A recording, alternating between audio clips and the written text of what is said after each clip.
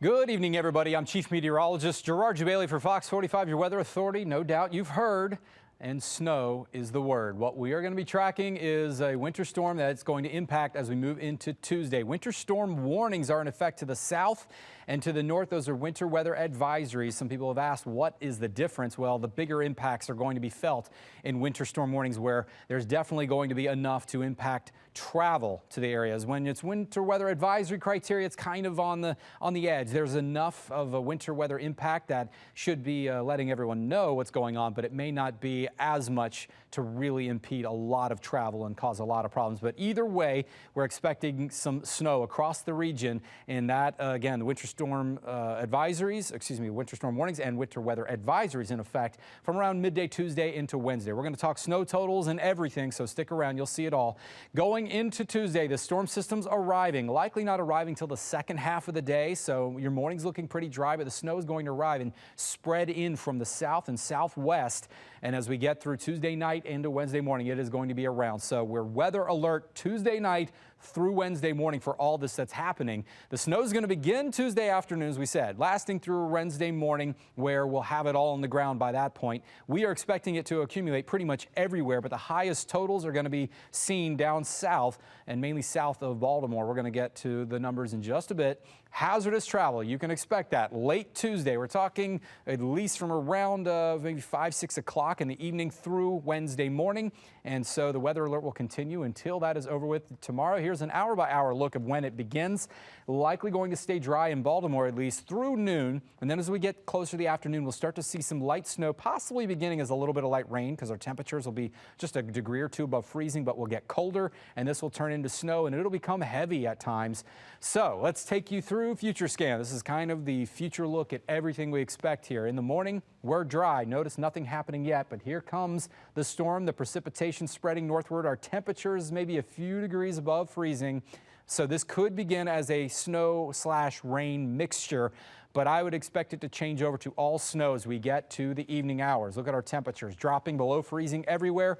This is likely going to be moderate to even heavy snow throughout the evening and into around midnight. We'll continue to see it, especially heaviest down south. Up north, maybe a little bit lighter, but still snow to continue through midnight. Then we'll see it tapering as we get through the early morning hours on Wednesday.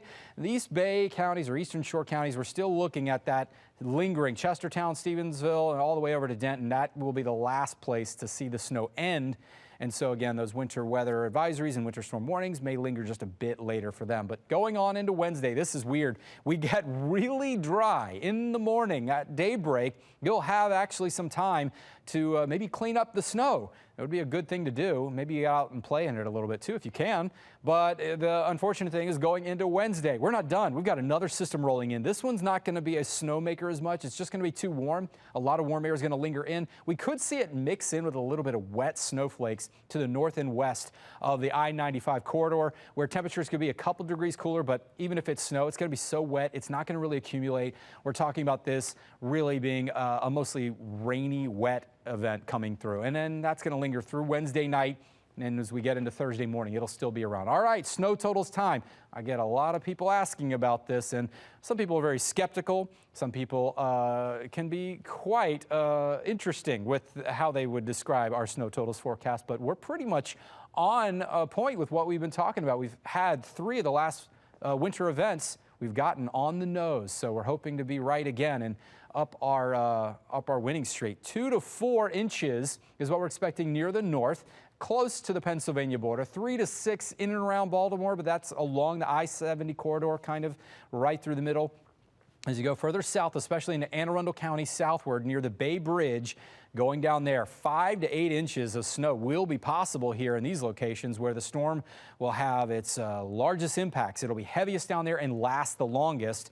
So we could see some locations, isolated spots over 8 inches, but mostly we're going to be in these windows here. We are not expecting to change this forecast that much. Let me show you. Our confidence levels are actually pretty good for this storm. The timing we expect to not move much. The storm path, not much of a movement. All the data has been very consistent finally at giving us good data to be able to forecast with. The precipitation type, we are almost certain that it is going to be as snow. It is not going to just be a wet rain event, and it's not going to be sleet or freezing rain. This is going to be a snowmaker, and the snow totals, because all these are pretty in the good confidence levels, we're going to say that the snow totals we are confident about. But I want to remind everyone how difficult it is to predict snow. In fact, it is the hardest thing to predict. And this is why snow is a 10-to-1 ratio to rain, which means that if we had 0.32 inches of rain, that's 3.2 inches of snow.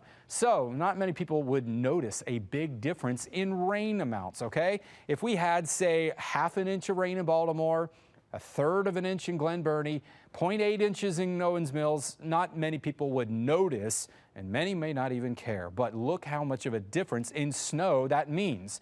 3 inches in Glen Burnie would mean 5 inches in Baltimore and 8 inches in Owings Mills. So when you get those wide windows of 3 to 8 inches, that can actually happen in a span of, it's only 18 miles from Glen Burnie to Owings Mills. Therefore, that window's got to be in there to account for all of that. So just want to remind everyone that those windows, they're actually pretty narrow. A 2 to 3 inch window of forecasting snow is still very tight. You could have different snow amounts from your neighbor only a mile away. All right, so again, talking about the storm severity index, this is kind of just a gauge of 1 to 4, how bad the storm's going to be. So a level 2 out of 4 down south, not the worst thing that we've ever seen by far, but enough that it's going to cause some disruptions. A little more minor, only a level 1 further north along the border. So interesting, the northern counties are not going to be hit as hard. But with that moderate, level 2 out of 4, this is what you'd expect. Winter storm impacts, some school or work closures, definitely some school closures, especially the further south you live, but hazardous driving conditions would be likely. Power outages, I wouldn't expect many of those, but one or, a few isolated spots could happen. Flight delays and cancellations, you can never predict exactly what the airports are going to do. How quickly can they clean up from a storm like this? But I would plan on there at least being some delays, but still that means you have to get to the airport on time when you're supposed to leave, because they can obviously change the delay to being on time. So don't miss a flight because of that, but that is still a good possibility of seeing some delays. So again, a recap of what to expect. 10 a.m. to 4 p.m.